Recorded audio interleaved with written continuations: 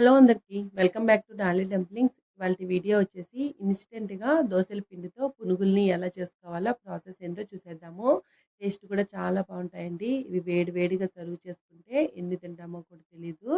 ఇప్పుడు ఈ పునుగుల్ని ఎలా చేసుకోవాలో ప్రాసెస్ చూసే ముందు ఈ పునుగుల్లోకి కాంబినేషన్‌గా నేనిక్కడ ఎర్రకారాన్ని ప్రిపేర్ చేస్తున్నానండి. ఈ ఎర్రకారాన్ని ఎలా చేసుకోవాలో ప్రాసెస్ కావాలంటే మాత్రం నేను మన ఛానల్‌లో ఆల్రెడీ పోస్ట్ చేస్తున్నాను. ఈ వీడియో కింద డిస్క్రిప్షన్‌లో లింక్ ఇస్తాను. చెక్ చేసేయండి. ఇప్పుడు ప్రాసెస్ చూసేద్దాము. దీనికోసం ముందుగా నేను ఇక్కడ 2 కప్పుల వరకు దోసల పిండిని తీసుకున్నానండి. ఇది బాగా పులిసిన దోసల పిండి.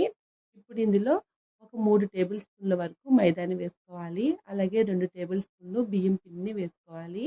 ఇందులోనే ఒక అర టేబుల్ స్పూన్ సాల్ట్ వేసుకొని ఈ పిండి మొత్తం కలిసేలాగా బాగా మిక్స్ చేసుకోవాలి. మీరు గోధుమ పిండిని కూడా యూజ్ చేసుకోవచ్చండి మైదా పిండికి బదులు.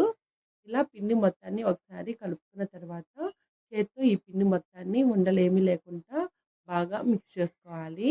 ఇలా కలుపుకున్న తర్వాత ఇప్పుడు ఇందులో కొద్దిగా వాటర్‌ని యాడ్ చేసుకొని ఈ పిండిని పునుగులు వేసుకోవడానికి కావాల్సిన కన్సిస్టెన్సీలోకి రెడీ చేసుకోవాలండి. మరి వాటర్‌ని ఎక్కువ వేసేసారంటే మాత్రం పునుగులనేది ఆయిల్‌లో వేసినప్పుడు పొంగవండి.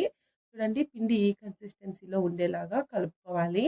ఇలా కలుపుకున్న తర్వాత ఇప్పుడు ఇందులో మీకు నచ్చినట్లయితేను సన్నగా కట్ చేసుకున్న ఆనియన్స్, అలాగే కరివేపాకు, ఒక టేబుల్ స్పూన్ జీలకర్ర, అలాగే సన్నగా కట్ చేసుకున్న అల్లం ముక్కలు, ఒక 2 పచ్చిమిర్చిని సన్నగా కట్ చేసి వేసుకోవాలి. ఇవి ఆప్షనల్ అండి. ఇవి నచ్చకపోతే మీకు వీటిల్ని స్కిప్ చేసేసేయొచ్చండి. ఇందులో ఒక టేబుల్ స్పూన్ జీలకర్ర మాత్రమే వేసుకొని పునుగులు కూడా వేసుకోవచ్చు. కానీ ఆనియన్స్ వేసుకుంటే టేస్ట్ అనేది బావుంటుంది. ఇలా కలుపుకొని పక్కకు పెట్టేసుకొని స్టవ్ ఆన్ చేసుకొని కడాయి పెట్టుకొని డీప్ ఫ్రైకి సరిపడా ఆయిల్ వేసుకోవాలి. ఆయిల్ వేడైందో లేదో చెక్ చేసుకొని మనం కలిపి పెట్టుకున్న పిండిని కొద్ది కొద్దిగా తీసుకుంటూ నెమ్మదిగా ఆయిల్‌లో చిన్న చిన్న పునుగులుగా వేసుకోవాలి.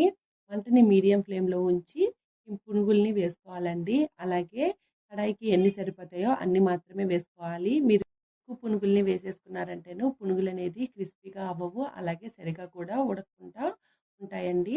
చూడండి ఇలా వేసుకున్న తర్వాత ఒక నిమిషం పాటు అలాగే వదిలేసి తర్వాత వీటిల్ని రెండో వైపుకి టర్న్ చేసుకొని డీప్ ఫ్రై చేసుకోవాలి.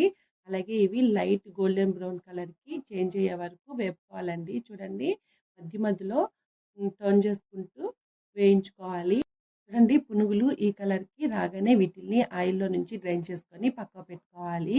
అదేవిధంగా రిమైనింగ్ పిండిని కూడా ఆయిల్‌లో పునుగులుగా వేసుకొని మంటని మీడియం ఫ్లేమ్‌లో ఉంచి పునుగుల్ని మంచి రంగులోకి వచ్చే వరకు వేపుకోవాలండి. అంతేనండి. ఇంకా వీటిల్ని వేడి వేడిగా మనం చేసుకున్న ఎర్రకారంతో సర్వ్ చేసుకోవడమే. టేస్ట్ చాలా బావుంటాయి. అలాగే ఈ పునుగుల్లో వంట సోడా వేయాల్సిన అవసరం ఏమీ లేదండి. ఒకవేళ పిండి పులవకపోతే మాత్రం వంట సోడాని వేసుకోండి. నేనైతే వంట సోడాని వేయలేదు. మీరు కూడా తప్పకుండా ట్రై చేసి మీకు ఎలా కుదిరిందో కామెంట్ చేసేయండి. అలాగే మరిన్ని వీడియోస్ కోసం మన ఛానల్‌ని సబ్స్క్రైబ్ చేసుకొని నోటిఫికేషన్ సింబల్‌ని ఆన్ చేయండి. Thank you for watching.